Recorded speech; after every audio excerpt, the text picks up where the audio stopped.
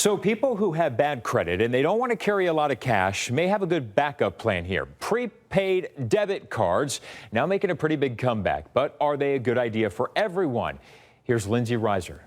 Prepaid debit cards work like pretty much any other debit card, except you load it with cash, so then you know how much you can spend.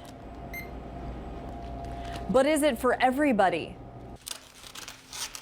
When one of her child's birthdays comes around, Janet Thomas says she doesn't sweat it. I know when I load up that debit card, I'm going to go do something, and that's the cash I have to spend. She uses prepaid debit cards for big purchases instead of regular debit or credit cards. You swipe that checking account debit card, and you don't really realize how much is there. So watching that number religiously and knowing how much you have going in, I think keeps you in line with your budget.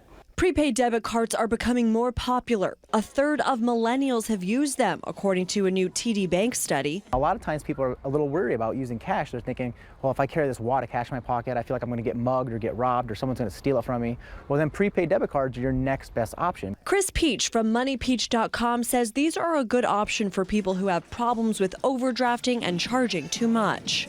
You can't go into debt with a prepaid debit card. However, you got to understand there are going to be a small fee associated with that, anywhere from like $3 to $5 a month. But even with those limits, he's worried people will overspend. It is proven when you use any kind of plastic versus cash, you do spend more. In Phoenix, Lindsay Reiser, 3TV.